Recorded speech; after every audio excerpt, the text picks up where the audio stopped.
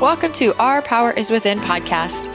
I'm your host, Chas Smith, and my mission for this podcast is to inspire you to take your power back and realize that you are the healer that you've been looking for all along.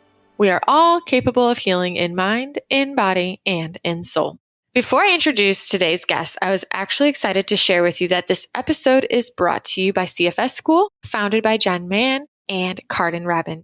If you're not familiar with Jen and Cardin, check out recent episode 119, where I get to pick their brains, hear about their personal health and healing journeys, and discover how CFS School was birthed. CFS School is a nervous system healing program, including an integrative brain retraining approach, polyvagal therapeutics, trauma resolution techniques such as somatic experiencing tools, and inner child work and parts work. It is designed to help guide, support, and empower you on your self-healing journey to heal from a variety of mind-body disorders, some including chronic fatigue syndrome, fibromyalgia, POTS, autoimmune disorders, sensitivities, and more.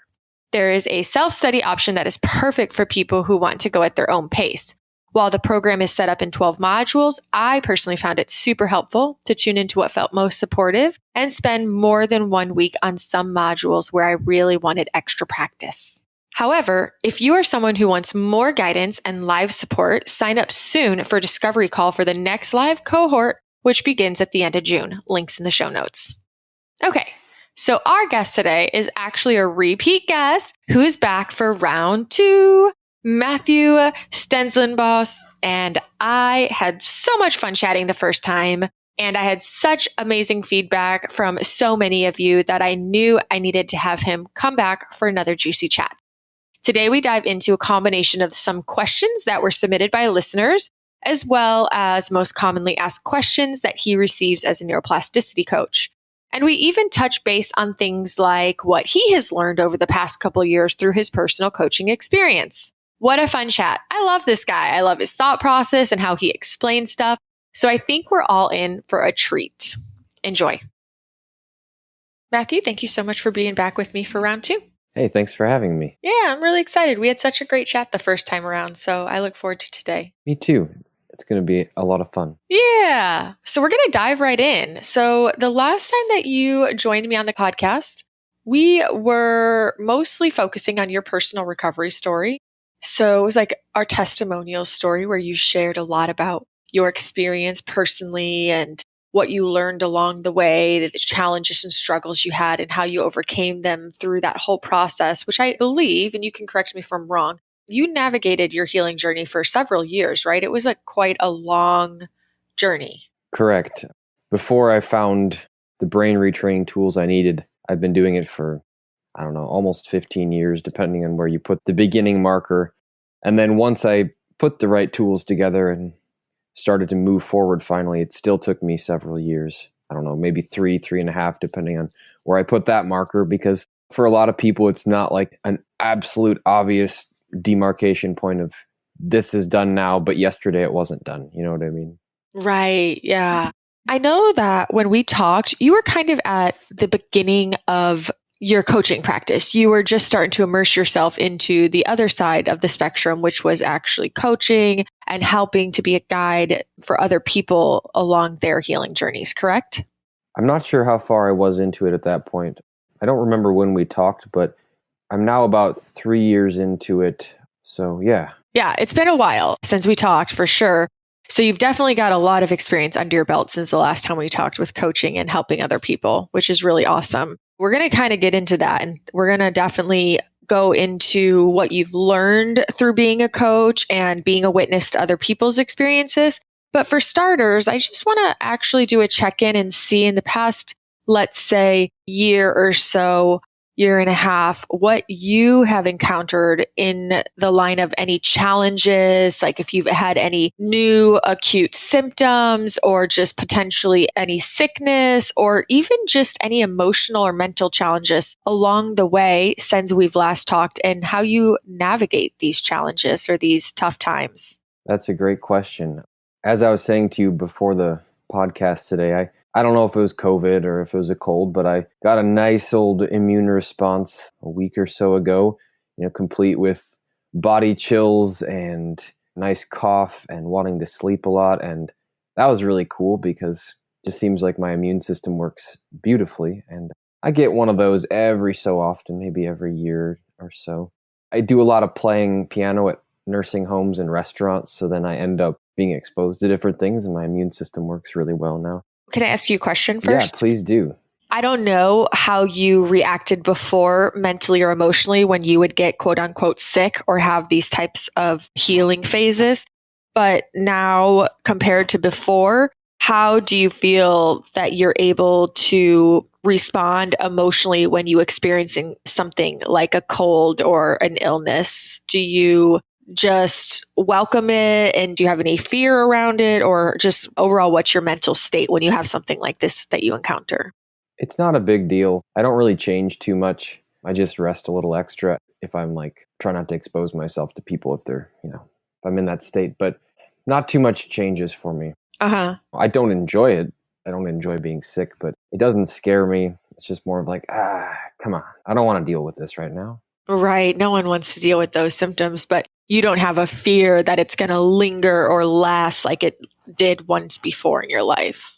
I don't know if I can speak for everybody, but I would say anybody who's been really, really, really low, that thought comes up. The difference is, though, does that thought come up in the background and you're like, nah, I'm good? Or does that thought come up and you let it run wild? And the thought came up for me, but I was like, no, that's not going to happen. I've had other times where I've picked something up and then give me a little time and I'm good again. So I love that. Yeah, because there was probably, and you can correct me if I'm wrong, a point in your life in your sickest days where if something else showed up, there's probably a lot of fear around whether or not that was going to be the next chronic thing you experienced. Oh, yeah, for sure. I don't know how much we want to get into symptoms. Maybe it's all good. I remember right before I started retraining, I picked something up and I didn't leave the bedroom for 3 weeks. Hardly did anything for 6 weeks. And when I say hardly did anything, I mean literally like did nothing. I still remember that, but it's like difference between an emotionally traumatic memory that's imprinted on my nervous system versus a thing that happened that makes me aware but not scared. Just like my eyes on that. I see that. That's interesting. And I'm good. That is awesome because that just shows a testament to how far you've come, which is wonderful because I know myself included, so many of us, how easy it can be after suffering for so many years and then finally feeling better. When you have something happen, it could potentially send you into a emotional spiral of fear if you aren't able to discern the way you were and just notice that fear sensation arising and then reminding yourself that you're not where you used to be and that this outcome does not need to be a repeat of your past. For sure. It's like I've said to people before that once you get to a certain point in retraining, and I don't know exactly where this point came for me, maybe it was 2 years in, there was just no way that I could go back. It wasn't even a matter of I'm not willing to go back. I won't do it. It was like that old pathway just wasn't there anymore. And there's like, a phantom limb. I could still feel where it used to be, but I couldn't use it. I love that. Okay, well, then I'm going to ask you the next question. They say, I don't know if you've ever heard this expression, but I don't know the exact expression, but it's along the lines of when somebody teaches, they also learn, or the teacher is also the student, right? Have you heard that? Yeah, absolutely. Right. So you are a coach and you help guide and support many people on their recovery journeys. So I'm curious to know what ways your experience of being a coach has helped you be a student and what you've learned through these past 3 years of coaching, either through your own challenges or triggers that may have shown up for you in that coaching arena, and also what you have seen and learned through being an intimate witness of other people's experiences. Those are great questions.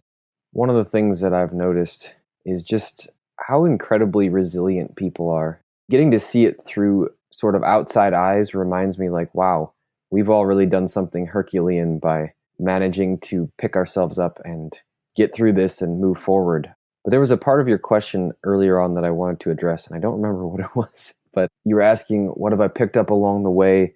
What has helped me as I've taught people in my own journey? One thing that I guess that's been a theme in the last year, 2 years has been because, I'm doing a lot of stuff, not just normal people stuff, but I'm like full-time plus. I play piano everywhere. I'm coaching people. I'm preparing all these different things. I've definitely learned how to apply the tools more and more to ideal living instead of just avoiding symptoms. Because when you're really, really, really sick and you get to the point where you're just able to function, that feels like Christmas every day. But then you get to a point where you start to realize, oh, I can thrive more. I can enjoy more. I can be present more. And I can have more balance and alignment. And so I've kind of learned how to say, if something comes to me, just because it's in front of me doesn't mean I have to do it. Just because it's in front of me doesn't mean that that's a requirement. I can say, no, I'm actually going to wait for something better, or I'm going to do this, but I'm going to do it my way. That's definitely something that I've picked up, and I've definitely learned some of that from watching how my clients have gone about their process, because my process was very much like grind through it, blast through walls, even if I was dizzy and bleeding, metaphorically speaking. And some other people's process has been more like, I'm just more graceful, I guess, is how I've seen other people do it. And that's been inspiring. Yeah, that's definitely one element I think that makes a lot of sense. Can you think of any other examples of ways that you have learned through witnessing other people's experiences, anything pertaining at all to the whole healing journey? I'm sure I'm going to think of something right after we get off, so I'm going to just invite that in right now. Let's see. I've been really just shown again and again how much connection and alignment are so vital in this journey. I've seen how clients who don't have any support or not a lot of support, how they struggle more. And for anybody who's listening who's feeling like they're not very well supported, don't worry, you can still retrain. But I definitely see how even little connections, even like having one friend that you can talk to over the phone, how much of a difference that makes. And even more so when there's somebody who's able to hug you or just hold space for you. That's massive. And just watching how important it is for people to kind of feel that they can make their own choices and determine where they want to go, that the healing journey's in their hands instead of it being this outside prescribed path they have to follow. That was definitely the case for me in my journey. And then seeing it again and again with clients just highlights how that stuff, especially the alignment, is almost more important than specifically the details of how you go about retraining sometimes. Right. Yeah, that makes so much sense. Now, as far as sticking with this theme of being the student as you are the teacher, in your own personal life, what ways have people that you've coached potentially mirrored or reflected within you opportunities for continued growth? And what I mean by this is, as a coach, has there been times where you have had your own triggers arise, or not even necessarily triggers, just having reflected upon you opportunities for you to grow to the next level through learning how to coach and help navigate and hold space for other people, if that makes sense, like learning where you didn't have enough boundaries and you needed to start honoring boundaries around your coaching practice, learning what was the right balance for you in saying yes versus saying no, or how much to take on, or even just having, say, somebody talking about something that you noticed still kind of lit something up inside of you or triggered you in some capacity. Does all that make sense? Yeah, it does. I can't remember the last time I was triggered by a client. It's probably been a couple years at least. But as far as like opportunities for growth, like I was saying, just that learning that sense of, oh, okay, just because I'm well now doesn't mean that I flip the switch back to, all right, well, I'm going to do everything all the time and ignore my alignment. Because you can end up getting into that push mode where you're not going to get violently ill, but you're just not going to have as high of a quality of life. So I definitely have had to learn what my boundaries are in terms of not so much overgiving, but being on it too much of my time. Like if I get a text from a client, I'm very passionate about like, I want to be there. But I'm like, okay, sometimes on a Sunday, I got to leave my phone alone, that kind of stuff, because it's not productive if we're spending all of our time giving and not putting anything into, I wouldn't even say recharging, because that suggests that we're depleted. I'm more like growing other things, nurturing other things. And so for me, an example of that is playing piano for fun, not just to perform, or going on walks that have no set time frame, that kind of thing. Yeah, play. Yeah, exactly. Following your own joy. And I was asked that too, and I get what you're saying, because the thing is that sometimes when we are pursuing something that we love and are genuinely passionate about and enjoy, which it sounds to me like you as a coach are passionate about coaching, and you probably experience a high level of joy and satisfaction in helping and supporting people. And it can be so easy sometimes to really immerse ourselves in something when we do experience that, but also remembering that there's so many other things that also do bring joy and are elements of play and part of our purpose that are separate from that element. And I don't know if you've ever encountered finding it challenging to sometimes balance that, because you can just get so caught up in the one thing. Yeah, absolutely. I tend to get kind of narrowly focused, but that's part of the reason I don't just coach. Playing piano a lot, even for work, it helps me so that I put one thing down and stop obsessing, because I'm pretty good at obsessing.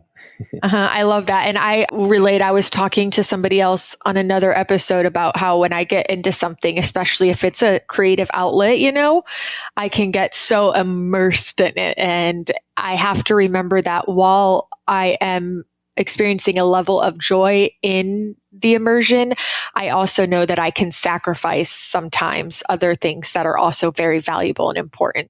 Don't put all your eggs in one basket. It's good that you're committed to multiple different things that will help create that balance. For sure. And I find that, take coaching, for example, your answers start to get very narrowly focused because you get into a rut of same problems, same things. But like when you have something else that you draw from in your life, you have more freshness to bring, and then your answers are more spontaneous and the space you hold is more real. And I find that's important. Yeah, absolutely.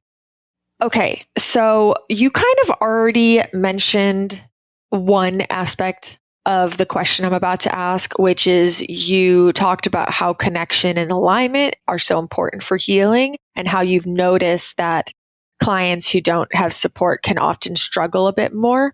Now, I'm curious to know if through this 3-year experience, if you've seen other patterns amongst clients in terms of what patterns do you witness that you notice in the clients that have really great results that stand out to you, versus what do you often see as a pattern within the dynamic of people who might not have as much of a deeper level of healing, or who struggle or are a little bit more challenged in reaching the level of healing that they desire? This is a great question, one that I've been thinking about a lot lately.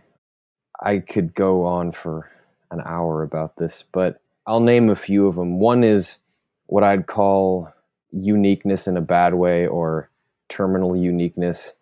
I would say 80% of the people that I work with, at least at some point, and some people it's literally every call, they have this thinking that's like, well, if I have this, I can't heal, right? Because this is different. Other people healed because they had this. And it goes down to the micro detail. Like I could tell them, oh, so you're a middle-aged man from the East Coast who grew up in a middle-class family and has gotten these 10 specific diagnoses, and you've been healing for this specific amount of time. And I could show them a person with those exact details, like to the T, and they'd still come up with a reason why they're different.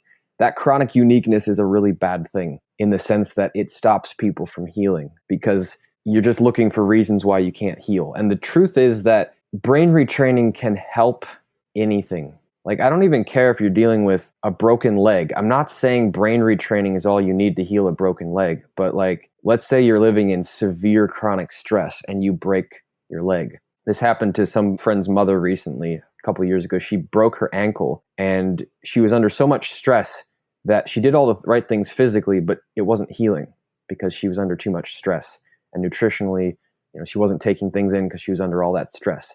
So even then, the brain retraining matters. So wrapping that back around, it doesn't matter what people are dealing with. This will help and quite possibly be the solution. And you're not special. And that's a good thing that you're not special. You need to look for the reasons why you're actually like other people who've healed, not different. Another big thing I see is people at some point, it might be 3 months in, it might be 6 months in, it might even be 2 years in, but they quit. They quit either completely or they quit showing up consistently, and they start just kind of saying, it's not changing, it's not working, and they quit too soon or they kind of slack on it. And that's a big mistake because plateaus are very normal. Having periods where it seems like nothing's changing is very normal. And if you stop doing the practices, you're just going to end up stopping your progress. And I want to say that it's very natural to feel kind of down if you're 2 years in, you feel like not much has changed, but it's a very dynamic process. And for me, the process wasn't like, I feel great. Then I had a setback and I don't feel great. It was mostly, I feel terrible or I feel kind of sort of okay for multiple years. And I had to just say, nope, I'm going to keep doing this. I'm going to keep going no matter what it takes. And that kind of ties in with, got to believe that you have the power to change this. Victimhood, or on a subtler level, just feeling powerless, is a dream killer. You may not have power over everything right now, but you have power over something. Another one I see is a lot of times people want to wait for things to be perfect. They take this idea that they've gotten from especially something like DNRS, where they believe they need to be totally calm and totally ready to do something. I need to retrain on this for 6 months. All the conditions need to be perfect. I'm not saying that if that's working for you, great, keep going. But I find more often than not that people need to get to where they've got just enough foundation to hold themselves and then just go do it. Because otherwise you could be waiting around forever for that perfect moment. I think I mentioned the first time I was on that I was rarely, if ever, calm and happy in preparation for something that I was going to do. Mostly it was just, I could manage it. And managing it over and over and over and just plowing through it and saying, I'm going to do this in an aligned way as best I can, but whatever I can't do aligned, I'm going to show my limbic brain that it's okay. I ended up doing things that I would have probably waited years to do at best if I'd waited for perfect. So those are a few. I could go on for a long time on that. Yeah, no, these are great examples, and we're going to talk about a couple of them. So regarding the chronic uniqueness, do you have any sense of why we adopt this mentality? Because it doesn't really serve us. And I've witnessed it with so many people, and I am guilty of having sometimes had the thought come up, and I do feel that I'm at a good place where it can quickly dissipate. It doesn't hold power over me. But why do we adopt this? Even after we hear 5 testimonials, 10 testimonials, 20 testimonials about people who've recovered from similar symptoms, but we, rather than focusing on the similarities and using that as evidence of what's possible, we can zoom in on the one characteristics that's different and hold and grip that as the reason we're unique and we can't heal. It wouldn't help us. Why? That's a great question. And my answer would be, it ties into the same reason people get sick in the first place. It's that limbic brain trying to protect us. And you could say that the protection is because everything is perceived as a threat, including opening yourself up to disappointment. Because if you think about how painful it can be if you say, yes, I'm going to heal, I'm going to believe, and then comes and hits you in the face again. Most people have been through that. Some people have been through it for many, many years. And even that, the limbic brain may try to protect against. So in a certain limbic way, it makes sense, I should say. Yeah, not wanting that to get the hopes up again and only to be let down again. Yeah. And also just beyond that, I've sometimes, unfortunately, looked at different community spaces where people not only don't think brain retraining works, but will violently and practically foaming at the mouth swear that Annie Hopper is satanic and brain retraining is a filthy lie that will make people sick. And so, some people, if they do it wrong, they can find themselves in a worse place. And I think that's also something people are a little bit scared of. They don't want to get worse. I guess I understand that. I've never heard anybody talk out of it. I've heard people that don't really know much about it or understand it, or who haven't given it a fair chance or done enough research and seen enough testimonials to trust the system. But I've never heard anyone badmouth it who knew what it was. That's so intriguing. I guess I'm just lucky enough to not be a part of any of those communities. I went and sought out a couple just because I wanted to see if there were spaces where people could use some illumination on these topics. And then I realized very, very quickly, nobody wants them in there. If you ever want to have a little fun with that, and I don't really mean fun, I mean kind of a not so fun, go to the chronic illness subreddit and tell them how much you love brain retraining and see how many people will attack you. It's kind of crazy. Well, do you think some of that comes from the other thing you mentioned, which is people wanting to stay victims? Because it's easier sometimes to be in these communities where you just bitch and moan and complain and whine about what you're going through. And the common denominator in the way people in these groups relate to one another is through their victimhood. But because they're not at a place where they want a solution, in a sense. Like they do, obviously no one wants to be sick, but there's some element within them, in some part, probably unconscious, that is getting a secondary gain out of the experience, where they're maybe, if you go and say, hey, there's things that can help you and I can show you the way, they're like, no, we don't want you to show us the way. You're wrong. Those aren't things. And I don't know if it's part of tied into the victim mentality. It absolutely is, because the victim mentality to me is a spectrum. It can be all the way from the very obvious, like, everybody hates me, the world's against me, nothing ever goes my way. That's like the really obvious victim mentality. But it can go all the way to, it's probably not going to work. I don't know if there's anything I can do. So it's human, right? At least to some level. But I do think, I know for a fact actually, that a lot of people, they are getting a need met through being sick. And that doesn't mean they're choosing it, but it does mean it's hard to let it go, because what if you open yourself to the idea that it's actually at least somewhat in your power? What happens then? Then you open yourself to the idea that if you can't do it, in some way it's your fault. And that's not quite correct, but it's a lot simpler. It's a lot easier for people to say, well, it's out of my hands. It's not my fault. It's something else's fault. That's not quite as scary, because what if it's in your hands, but you can't do it? You don't have the power. Well, you do have the power. You just don't know you have the power, or you don't tap into that power. Right. And I mean, that's kind of their thinking on some level, is what if it's in my power, but I still can't do it? Yeah, that makes a lot of sense. I can see that.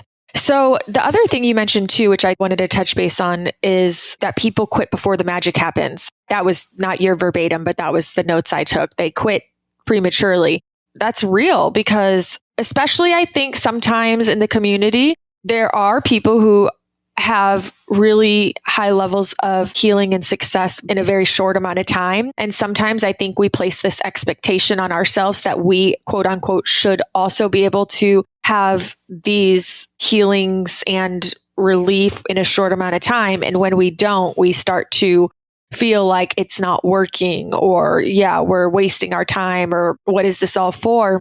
But we never know when we could be like right around the corner from a massive breakthrough. So we know, I know, you know that more often than not, the actual symptoms in the body are absolutely not an indicator of whether or not healing is happening at a deeper level. And they're usually and often and can be the last element to disappear in that experience. And so sometimes we also know through doing brain retraining that you can get worse before you get better. And so, it is a disservice for somebody to quit prematurely. And I know I have a personal friend. She's a great, great, great friend. And she has been doing brain retraining, but, also using other self-healing tools for many, many years. And by any standard, most people would look and say, why are you still doing that? It's obviously not working. And yet after many, many years, I've suddenly begun to watch her entire life transform. And she is having and witnessing such profound levels of healing and suddenly being able to open up and broaden her life so much. And I think, what if she listened to all the naysayers? What if she quit 6 months ago and said, I give up, none of this is working, when that massive breakthrough was right around the corner? That's such a great example. I appreciate you sharing that, because I'll mention this just as a side note. I tend to work with the people who have been at this a while. It's not to say I haven't worked with any newbies, but I tend to work with the people who are kind of at their wits' end and have been stuck for a while. And they also have that impression that, like, well, I didn't get any better after 6 months, and all these video testimonials showed people getting better after 6 months or a year. I actually think that's more the exception. There's plenty of people who do that, but I would say for people who are more than just like, I got sick all of a sudden a few months ago, and before that I was fine.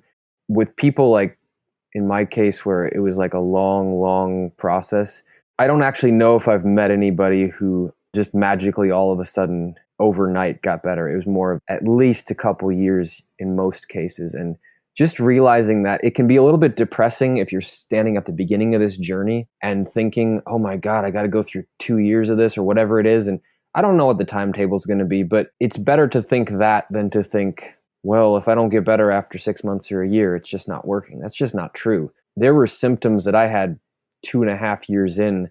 I was like, what's going on with this? I shouldn't still be experiencing this. But I was so committed at that point out of sheer stubbornness that I was like, fuck it. I'm not going to let this stop me.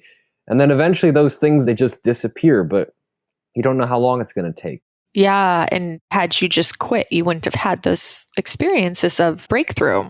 So just as a little side note, I can't quite remember all the details of when we first talked. We're talking primarily about brain retraining, and I know that's what you also did. I did find you through the DNRS community. But in this 3+ year span that you were really focused on your healing, did you strictly do brain retraining, or did you tie in and incorporate other self-healing modalities and supportive tools as well? You ask great questions.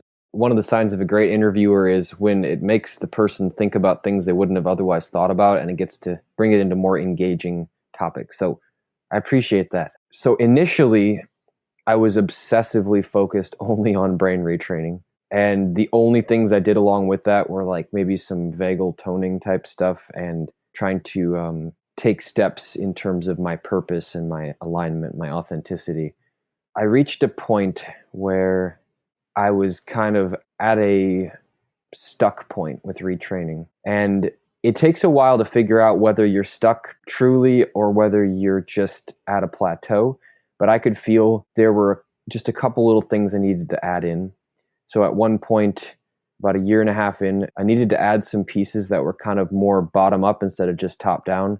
I learned some reflex tools that helped, because for me, I'd gotten my brain to a point where my brain could be calm. I could have that inline 24/7, but then my neurology was still struggling. There was still trauma deep in the tissues below the level of my mind. The reflex work helped with that. I just incorporated that in.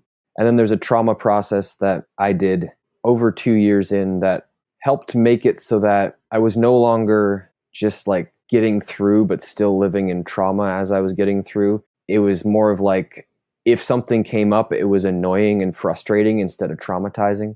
And I use that trauma process with people to this day because it's just so powerful. I have people think I'm exaggerating, but I'm not. Like, every week I have somebody with a 10 out of 10 trauma, like the kind where some people would be shaking and sobbing talking about it, and it's gone in one session. The traumatic charge, that is. So those were a couple tools that I brought in outside of brain retraining. The other thing that kind of grew as I went along.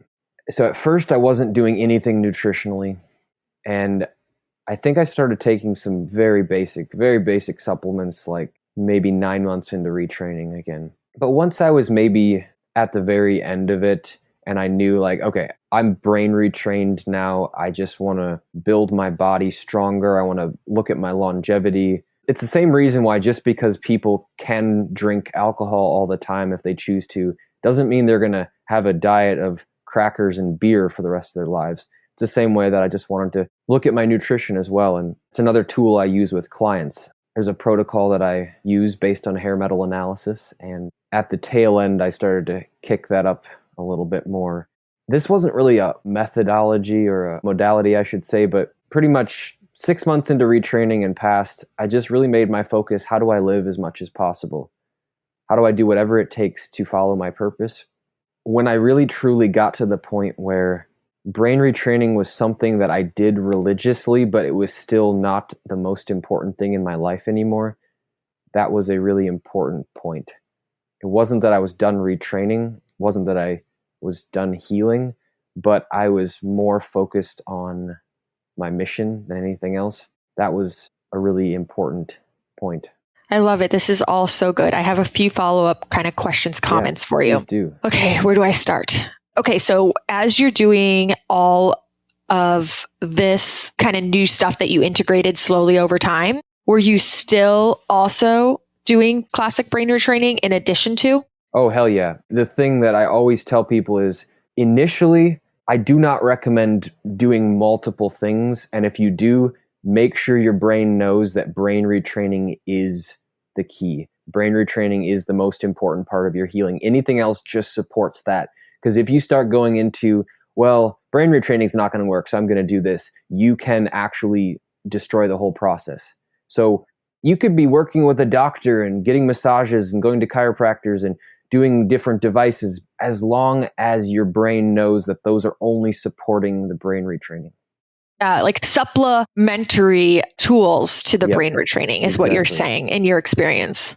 For sure. Like your supplemental protein is not in replacement of your actual food source or something. Yeah, exactly. And like, I can't take a B complex multivitamin and expect that to replace eating a grass-fed hamburger and some cooked vegetables. You know what I mean? Mm-hmm. Okay, so that makes sense. And I'm glad we're talking about this because I know when we were talking about quitting before the magic happens, I did want to address this concept of discernment and getting like the intuitive hits and knowing when you need to pivot, right? So there's getting to a point where you've convinced yourself something's not working and just straight quitting before the magic happens. But there's also this very real element that as we're brain retraining, we are getting more connected to our authenticity, to our truth. We are unlocking that intuition. We're accessing it again. And sometimes we very much can have intuitive hits and an intuitive feeling that what we're doing is not perhaps enough in and of itself, and we might be really called into a different experience. And I think that's important to highlight, of knowing and discerning that difference, knowing when it's potentially the brain resisting something because it's working, or knowing when, hey, I'm on the right path, this is helping me, but I know I also could start incorporating X, Y, and Z into the mix. Does that make sense? It makes a lot of sense. That was why I think initially I had to develop the muscle of no, this is all I need, this is everything. Because if you don't develop the ability to stick with it and to say no to everything, put yourself in a bubble and just retrain, you're not going to know when it's intuition and when it's fear. But if you're actually truly doing everything you're supposed to be doing, and I mean, you don't miss days of rounds, you're doing an hour, you're catching your pops, you're doing all this stuff, and you're still running into some challenges, that doesn't necessarily mean brain retraining is not working, but it might mean you can add to it. And I think one of the ways of thinking about that is, does it feel like it's opening and expansive to add something? Does it feel like you're turning away from brain retraining, or does it feel like you're including something with it? For me, it never crossed my mind to quit brain retraining. It was more of a, all right, what can be incorporated into this to make it more complete for me? You're going to notice that if it's fear or if it's resistance, you're going to be turning away from brain retraining. You're going to be turning away from the idea that you can heal, and you're going to be going on to something else. But if it's intuition, it's more likely to be including, if that makes sense. Absolutely. Yeah, exactly. For me, I knew I got to a place where I didn't want to quit brain retraining, but I felt limited, and I felt like I needed to somehow incorporate some other aspects into my practice. Right. And I think there's certain things that are more likely to be a wrong choice, not across the board, but like if you start going back into the medical model of like, well, I've been brain retraining this far and now I need to go do this protocol to heal Lyme disease, that's much more likely to be a bad choice. And I'm not saying in all cases, everybody's got to use their own discernment, but that's very much like, okay, I'm going back into this world where I have this disease and I need to treat it with this problem, versus the nutrition that I've used is more of a baseline, ground up vitality, strength, which I would do in any case. I have multiple friends and clients and people doing it, whether they need it for healing a disease or not. So that's the big difference. Are you trying to target this disease, or are you trying to optimize your vitality? Are you trying to thrive and be the best you can be? It's a mindset thing more than anything, honestly.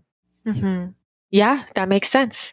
Now, another thing I wanted to ask you as a follow-up is you're talking about this trauma process that you experienced yourself about 2 years into your journey, and you're now assisting, guiding, and supporting clients through this process. What can you share with us about it? I want to know more. Yeah, so I'll compare this with something like EMDR or just traditional therapy, where you talk a lot about the trigger. So let's say, just as an example, somebody got killed in front of you, like got hit by a car when you were a kid. And when you think about that, you just immediately have a stress response, trauma response, heart rate goes up, anxiety goes up, whatever the case is. That's, what we would consider a trauma. And sometimes we have to differentiate that from like just overall limbic issues where genuinely all the time you're in limbic hell and it doesn't matter what thought comes in, you're just struggling. So this is a nice complement to rounds and brain retraining, because the brain retraining gets your brain as a whole to start working correctly. But the trauma process can target things a little bit more effectively. I'm not saying the rounds won't work for traumas, but sometimes doing visualizations just doesn't quite get these traumas. At least it didn't get that for me. Mm-hmm. So what would I do to help tone down that reaction that I am having? The whole process is too much to explain here, and it doesn't work very well doing it alone. But the gist that I can explain is, unlike rounds where somebody can just like teach it to you and then you do it alone, this is something you do with somebody because it requires somebody to kind of guide you through it, even when you learn the steps. But it's cool because rather than having to talk through like, I was so depressed, I was so scared, it feels awful, you just pretty much find that moment. And if you're aware of what that specific worst moment was, it doesn't really get much worse than that. You're already thinking about the moment. And then we go through a process of, we connect it to kind of the core statement of what it means emotionally. And then we connect it in with the body, connect it in with a process of letting your brain do away with the image in a way that it's effective across the board, but it's also individualized so that each person can kind of do it in the way that their brain makes sense for them the most. Gotcha. Does it have a name, just in case anyone who's listening wants to look into it or like learn about it and have a friend help them, or potentially take it to their coach or therapist to help support them? I want to say it's called ITT or something like that. I learned it through, trained in it through the therapist who was working on it with me. And it's one of those practices that there's no official certification for it. It's not even like EFT or NLP where there's courses that you can go to online to get it. It does have elements of NLP in it, I believe. Okay. Potentially you said ITT? Yeah, something to All do right. with image transformation. So Cool. This is the last question I had in regards to everything you shared about, we've been talking about. You said that something that was really important for you is to ask yourself, how do I continue to follow my purpose, my mission, and live my life as much as possible? I would love to hear your insights on how you help support clients who are at this place in their life where they just don't know what that is. Because I know it exists so much in this community, and I know I struggle with it. I think you did a post the other day on Facebook and you said, do you struggle more with the knowing or with the motivation? And I am on the side of struggling with the knowing. And I think sometimes the reason is we can start to, when we're getting sick and we have illness, our life starts to get smaller and smaller to the point that we don't even know anymore what our calling is, or what brings us joy, or what makes us tick, or what that purpose is. And so when you encounter this with clients, how are you able to support them to tap into that? The best thing I can say to people is, some people like me are fortunate in that I was very, very, very clear on what I was here to do. I didn't exactly know the details of it, and that part I had to, figure out through trial and error and a lot of sweat. But if people feel like they have truly no idea, usually just start small. Like, rather than trying to think of it as this big, huge vision of like, yeah, I'm going to start a clinic where people can come and they can learn brain retraining. We're going to do it for free because people can't afford it. Like, that's great if that's your vision, but it doesn't have to be massive. It doesn't make it less than if it's something that would be perceived as simpler. For example, like, if you feel like the most important thing for you to do right now is just be more available to be a better parent to your kids again, that's a wonderful, powerful purpose. It doesn't have to be, the rest of your life big mission picture. That may come later. So I try to encourage people to think about what feels either exciting or expansive or calming or just little things. It could be being outside a lot feels so good right now. Is that your bigger purpose? Not really, but it's a clue. It's a direction. And if you don't know your bigger purpose right now, it starts with following the little threads, the little pieces, and then finding ways to do that a little bit at a time. Because a lot of people are sitting there going, well, I think I want to do this, but that's way too much. I couldn't possibly do that. And then I say, well, okay, what's the tiniest possible step you could take to that? For me, it was before I was trying to coach, I was starting to try to get back into doing music. So what was the smallest possible step I could take? One of the things was just sit at the piano for 10 minutes a day and play each day. That's it. And then, eventually I said, all right, I'm going to go talk to one nursing home and I'm going to ask them if they want music. I just planned a half an hour with them. And that was after I'd been doing tiny steps over and over and over for a while. So I guess in summary, it would be follow the little threads of joy, of expansion, of calm, and then try to take little steps. And if you're thinking it's too much for me, I can't do it, then you need to take even smaller steps. I'm talking like, if you want to start writing a book, maybe the first day all you do is literally open a document, put the title on, my book, save it, and be done for the day. There's always a smaller step you can take. Yeah, that's so true. I love that. What are you up to these days in terms of your self-care, daily rituals, daily routines? What does that look like for you to sustain the level of well-being and optimize health that you desire? Well, there's an interesting thing that I've been thinking about lately. And this point comes when you're at the point where you've been limbically retrained long enough that you can afford to get lazy. I feel like eventually you do get lazy. And that lazy might be that you completely quit doing anything for a while. It might be that you just go a little less hardcore. But I finally reached the point where I've been lazier in the last year because I've been so focused on other things. With that being said, I still have certain things that I do daily. One of those is a walk. I mean, it used to be that I would not skip that walk if there was a death or a hospitalization or whatever. Like, I was that serious about it. Now my level of laziness is I will walk like 99 out of 100 days. If I don't get a walk in once in a while, whatever. I don't really do rounds anymore as a regular thing. I do them as I'm inspired to, but I just have points where I check in with myself. Often when I'm walking, I just talk to myself, think, process through things. And then I do some things that are more on the physical health side because I actually find them to be very invigorating and uplifting. I eat a certain way because it feels good. I do some detox protocols that I think are just a natural part of living a human life, even if you don't have health problems. Things like that. My main focus is still on how do I move forward with the life that I want to live. Focusing on your mission. Yeah. That's awesome. I love it. I'm going to ask you the final question. And I'm pretty sure I asked you this last time, and it could be the same answer or it could have shifted because time has happened and life has happened and your experiences have happened. If you could only share one message with the world at this point in your life, what would you want that parting message to be? Well, the thing that comes to me, I'm searching for something else, but sometimes you got to go with what just arises naturally. This may have been what I said a year and a half ago or whenever it was, but in my mind, there's only two important things. And one of my friends once said those are the same thing. So maybe it's just one important thing. It's loving the people you love and living your mission. Everything else doesn't mean shit. Truly, it doesn't mean anything, because everything else pales in comparison to those things. Imagine if you had all the money in the world, but nobody to love. You could do anything you wanted except your mission. What kind of hell would that be?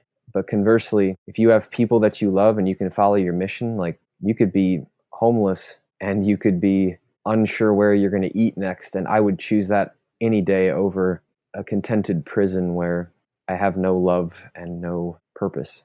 I love it. You know, it's really funny. It is the exact same message that you gave last time. I wondered That's about awesome. that. That's awesome. That means that you're living true to it, you know, which is really cool. And it makes me think of, there's this, I won't be able to say the quote verbatim, but it's a Bob Goff quote. I'm not sure if you know who that is. Yeah, he's love is a verb or something like that. Yeah, exactly. And one of his quotes in his book is, I'd rather fail at doing what I love than be good at doing what I hate, you know? Yeah. That's what it made me think of. Jim Carrey has a quote about that too. He said he watched his dad try to, do this career, and it made him realize that his dad ended up failing in some way, and made Jim realize, like, you can even fail doing what you don't want to do. So you might as well go for what you want to do, because if you're going to possibly fail either way, go fail at what you love. Yeah, very true. Well, this has been fun. I am so excited I got to have you back on and just get at this update and share it with the world. So thank you so much for being here with me. It's really my pleasure. I'm glad you invited me back, and we should do this again in 6 months or a year or whenever. Yeah, right? Absolutely. That's a wrap. And as always, my hope is that you felt inspired by this episode or found valuable insights. Please consider sharing this episode on your social media and tagging me at Our Power Is Within on the gram. You can also leave me a voice memo on my website, ourpoweriswithin.com, or join the Facebook group link in the show notes so that we can connect. And P.S., if you particularly enjoyed this episode, reach out to Matt and tell him. I'm sure he would really appreciate hearing from you too. And until next time, make this week great.